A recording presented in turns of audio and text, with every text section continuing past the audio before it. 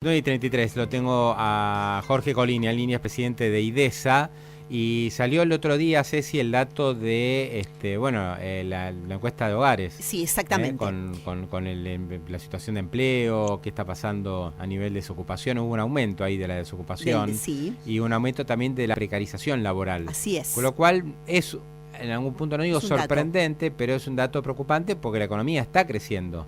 Si vos comparás hace un año, primer trimestre 2024 contra primer trimestre 2025, la economía creció cerca de 6%. Sin embargo, también subió el desempleo. Así Jorge, es. ¿cómo estás? Buen día. ¿Qué tal, Pablo? ¿Cómo estás? ¿Qué tal? Muy bien, muy bien. Jorge, bueno, contame un poquito qué has visto de esta encuesta permanente de hogares, el aumento de la desocupación. ¿Es algo que podría ser transitorio? ¿Es algo, digamos, que marca, digamos, la realidad del nuevo modelo económico con destrucción laboral y que todavía no se está generando nuevo empleo? ¿Qué podemos deducir de estos datos que publicó el INDEC? Digamos, lo que aumentó es la gente que sale a buscar trabajo, la población económicamente activa, y lo que se vio es que el 75% del aumento encontró empleo y el 25% no. Esa es la que engrosó el desempleo. Por eso la tasa de desempleo subió de 7,7 a 7,9.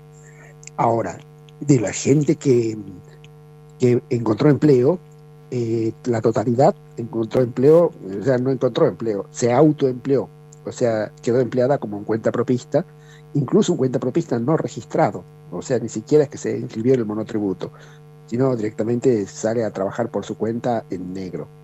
Y ahí está, digamos, me parece la alarma. El tema de que no hay crecimiento de empleo. Lo que la gente está haciendo es autoempleándose y obviamente en trabajos que son bastante precarios. Uh-huh. Sí, ¿y qué te parece que ocurrió este año a partir de los números, digo, no? Digamos, el tema es que sin inflación no hay licuación del salario real. Y entonces eso significa que cuando las empresas no le están yendo bien, el ajuste puede venir por la vía del empleo formal, es decir, que caiga el empleo formal. Esto es algo que se vio mucho en la década del 90. En la década del 90 no había inflación y obviamente había un problema de falta de empleo, ¿no? Cuando hay mucha inflación, muchas veces hay empleo. Es más fácil licuar el salario, ¿no? Es más fácil, con inflación es más fácil licuar el salario. Sí, tanto es así que, por ejemplo, en la Argentina desde el 2012 hasta acá, o sea, ya 13 años, no hay crecimiento económico. Sin embargo, no hay caída del empleo formal, pero sí cayó el salario real un 25%. O sea, hoy el salario real es un 25% inferior a lo que era en el 2012. Pero claro, la parte positiva, si uno puede ver de esto, es que el empleo formal se mantiene en 6 millones de personas. Uh-huh. Sí, no hay generación de empleo formal. Ese es un drama. Ese es un drama. Se necesitan dos cosas: que la economía crezca sostenidamente, o sea, que el crecimiento sea más o menos robusto, 3%, 4%, que la expectativa de crecimiento también sea robusta para que las empresas inviertan. Y lo otro es revisar el modelo de negociación colectiva en Argentina. Los convenios colectivos, digamos, en Argentina no se aplica solamente la ley de contrato de trabajo, también se aplican los convenios colectivos. Y los convenios colectivos en Argentina, los convenios sectoriales, esto que son de comercio, camionero, gastronómico, sanidad, el 70% de la gente que está cubierta por un convenio colectivo está cubierta por un convenio colectivo firmado en la década del 70 o del 80.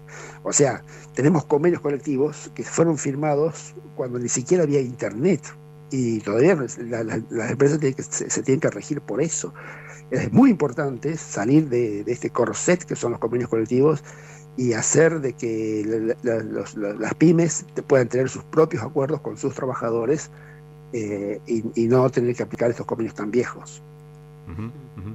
Sí, ¿y la precarización laboral? La precarización laboral, digamos, el 50% de los trabajadores es un informal. 25% es un informal en negro, es decir, es un asalariado en negro. Trabaja para alguien que le paga el bolsillo. Que es una persona que podría trabajar, formal, pero la empresa, digamos, que lo contrata no le quiere pagar los aportes, pero digamos, tiene ahí la gran mayoría. Sí. La gran mayoría son empresas que tampoco son formales, o sea, la misma empresa es informal. Ese es el tema. No es una empresa formal que está esclavizando gente, no. Son empresas pequeñas, microemprendimientos, que ellos mismos son informales, y obviamente, aunque quiera pagar, no va a poder pagar los costos laborales. Primero, porque los convenios colectivos fijan salarios demasiado altos. Están pensados para las grandes empresas solamente, no para una pequeña empresa. Por ejemplo, el promedio de salario del salario de convenio está en $1.000.000, cuando el promedio del salario efectivamente pagado en Argentina es 1.200.000. Es decir, por eso es que hay tanta informalidad, porque el salario mínimo que lo fijan los convenios colectivos es demasiado elevado para la poca productividad que tiene la gran cantidad de microemprendimientos de la Argentina. Sí, y después hay un segmento que es total, o sea que es cuentapropista, no es que trabaja en una empresa de manera informal, sino que directamente hace cuentapropismo. Claro, y eso es lo que aumentó este año, lo que dieron los datos del INDEC, que todo el aumento de empleo fue en el cuentapropismo que puede ser como monotributista, o sea, sería un cuentapropismo formal, o directamente cuentapropismo en negro, y eso es lo que aumentó, cuentapropismo en negro, ni siquiera se inscribió en el monotributo. ¿Y eso por qué, digamos? O sea, eso es gente que no tiene laburo y dice, bueno, yo sigo trabajando y de manera informal no tengo monotributo, no tengo nada, pero hago changas. Sí, sale con el auto y maneja el Uber, otro hace pedido ya, otro con la bicicleta hace repartos, otro vende cosas. Ese es el trabajo informal no registrado. Bueno, supongo que el que trabaja en Uber es monotributista, ¿no? No creo que puedas trabajar en Uber sin ser monotributista, ¿o sí? En teoría, las plataformas, los empleos de plataformas, le exigen a la gente que esté inscrita en el monotributo. Pero bueno, no sé cuánto grado de cumplimiento hay en esa exigencia. No sé cuántos se inscriben y cuántos pagan. ¿Cuántos pagan después? Claro. Sí, cuando no pagas, automáticamente ARCA te da de baja, lo cual está bien, para no generarle deuda a la gente, ¿no? Entonces, por eso es que también mucha gente es cuentapropista sin estar en el monotributo. Sí, o sea que estamos hoy como está la foto, digo, no la película, pero la foto no es buena. La foto es una foto de destrucción de empleo formal y de crecimiento del empleo informal, y en el agregado un aumento de la desocupación y de la subocupación también, ¿no? Sí, digamos, la foto hoy es 50% de la gente está formal y el otro 50% informal. El 50% informal, 25% es un asalariado informal y el otro 25% es el cuentapropista informal. Y luego del 50% formal, 35% es privado formal y 15% es formal empleado público. Entonces, esa fue una foto que está desde el año 2012 hasta acá, hace 13 años, y no se está revirtiendo. Al contrario, lo que se ve es que está creciendo el empleo informal como cuentapropista, que es lo que está reflejando, digamos, la falta de demanda de las empresas privadas por gente en el empleo asalariado. Bueno, por ahora la expansión económica no ha redundado en una disminución del desempleo o que haya más puestos de trabajo, digamos, de manera neta. Por supuesto que hay gente que consigue trabajo, no es que nadie consigue trabajo, lo que pasa es que al mismo tiempo hay una destrucción más rápida. Creo que está pasando eso, hay más destrucción de empleo que generación de nuevos puestos, y en distintos lugares. O sea, no es que la misma empresa que echa contrata, hay empresas que echan y otras de otros rubros que contratan. Supongo que, no sé, minería, energía, economía del conocimiento contratan, y todo lo que es la parte industrial expulsa. Sí, es así, digamos. Cuando uno mira el aumento del empleo, es aumento del empleo neto, en el sentido de que hay empresas que toman gente y otras empresas que despiden gente. Por eso, digamos, para el que está escuchando acá, no es que no hay empleo, sino hay más destrucción que creación. Por eso es que la gente se autoemplea haciendo algo para poder sobrevivir.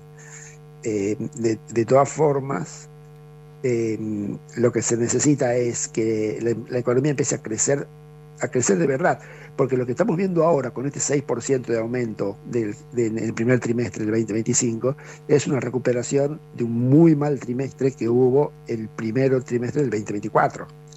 Entonces, en definitiva, hoy estamos un 2% arriba de lo que fue finales del 2023. O sea, estamos recién en una fase de recuperación de la actividad económica. Se necesita que la actividad económica se expanda mucho más, y ahí es donde entra la gran duda respecto del dólar. O sea, un tipo de cambio a 1.200 pesos puede ser muy, digamos, competitivo para la minería, la energía, el campo, pero no sabemos si lo va a hacer para las actividades urbanas, que es donde se genera el empleo urbano que estamos viendo que es lo que escasea. Sí, sí, digamos, la economía argentina es una economía que depende mucho del consumo interno. En la medida que el consumo interno no repunte como tiene que repuntar, que el salario, o sea, el salario en dólares está mejor, es evidente, pero en términos reales todavía no alcanza, claramente, ¿viste? Digamos, cada vez que sale el dato de inflación a la baja, la gente dice, pero a mí no me alcanza igual. Es muy bueno el dato de baja de inflación, pero por ahora no repercute en una mejora del ingreso. Así es, el salario en dólares son $1.000, digamos, porque está 1.200.000. Y bueno, $1.000, pero veníamos de ¿cuánto? De 400. De 400, Sí. sí. Por eso $1.000 tampoco alcanza mucho, porque incluso hasta el dólar ha sufrido inflación en el mundo en los últimos 3 años, pero por eso se necesita mucho, digamos, el modelo que estamos viviendo, el modelo de Milei, es un modelo altamente exigente de competitividad. O sea, se necesita mucha competitividad para poder tener una inflación baja y crecer con un dólar a 1.200. Y uno de los factores de falta de competitividad son estos convenios colectivos viejísimos que tenemos en Argentina, firmados en la década del 70 y del 80, que hay que empezar a decir, bueno, lo dejemos los convenios colectivos ahí, pero van a tener prelación los acuerdos que los empleadores hagan con sus propios trabajadores y listo, porque si no vamos a sufrir una fuerte escasez de empleo formal. O sea, ¿esto crees que hay peligro que se agrave? ¿Esto se puede agravar aún con una economía que está mejorando? Sí, porque sin inflación, al no deteriorarse el salario real, la vía de ajuste va a ser por empleo. Es muy importante. Digamos, lo que se hizo en tema de reforma laboral hasta ahora es simplemente regularizar una situación que era, no vamos a multiplicar más la indemnización por despido, vamos a aplicar la indemnización por despido que dice la ley de contrato de trabajo, que es un salario por año de antigüedad y nada más. Se normalizó el tema de indemnización por despido, pero ahora hay que hacer mucho más. Y entre hacer mucho más está en dejar de aplicar los convenios colectivos sectoriales y darle prelación a los acuerdos que las empresas, las pymes, hagan con sus propios trabajadores. ¿Hace falta más flexibilidad laboral a ir a una ley, una reforma, o se puede hacer ya digamos, por acuerdo entre la empresa y sus trabajadores? Yo creo que no hace falta una ley, no hace falta modificar la ley de contrato de trabajo, sino darle prelación al acuerdo que haga una pyme con sus trabajadores, es decir, ir hacia un esquema en donde las pymes y los trabajadores vayan organizando. Pero ¿y se puede hacer eso? Por ejemplo, no sé, el gremio mercantil, ¿no? Que dice, bueno, a partir de, viste, que todo el tiempo publicamos, se llegó a un acuerdo paritario. Yo no sé si el negocio puede negociar directamente con sus empleados. El empleado viene y dice, no, mirá, esto es lo mínimo que me tenés que pagar. Hoy no se puede, hoy tenés que aplicar el convenio de Cavalieri. Si vos tenés un comercio, tenés que aplicar el convenio de Cavalieri. Lo que habría que hacer acá es cambiar la ley la ley de contrato de trabajo y especificar que el acuerdo que haga el empleador va a tener prelación por sobre el convenio de comercio. Y entonces ahí el comerciante puede arreglar con su trabajador cuáles son las condiciones, tanto la jornada, cómo van a organizarse por el tema de los horarios y cuál va a ser el salario. Y esa va a ser la forma de que podamos evitar de que caiga el empleo y además, muy importante, si la economía empieza a crecer, crezca el empleo, porque ahí entonces cada empleador va a organizar con sus trabajadores cuáles son las condiciones laborales. Obviamente que siempre cumpliendo con el salario mínimo vital y móvil, ¿no? O sea, eso sí, pero no con el salario de convenio, que es una locura. O sea, el salario de convenio de comercio parte en $1.000.000. No hay comercio que pueda, un supermercado puede pagar eso, pero no los comercios chicos. Claro. Por otra parte, uno dice $1.000.000 tampoco es una fortuna, ¿viste? Si tengo un tipo laburando 8 horas por día en mi local, y bueno, no sé, $1.000.000, digamos, tampoco es tanta plata. ¿Cuánto le puedo pagar a esa persona? Y no es tanta plata, porque no hay tanta productividad. Es decir, los comercios, claro, si vos tenés un comercio no te alcanza después.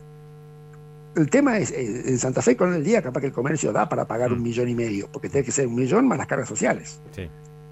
Ahora, un comercio en Jujuy, en Salta o en Río Negro, no creo que le dé para pagar. No puede ser parejo para todo el país.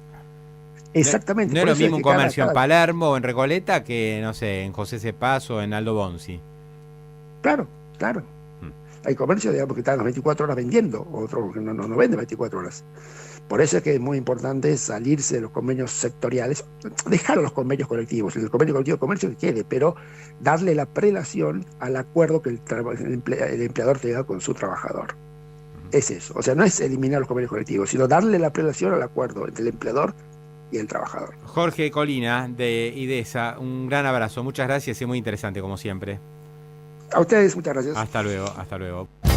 Pablo y a la bolsa, para lucirse en su próxima reunión de negocios.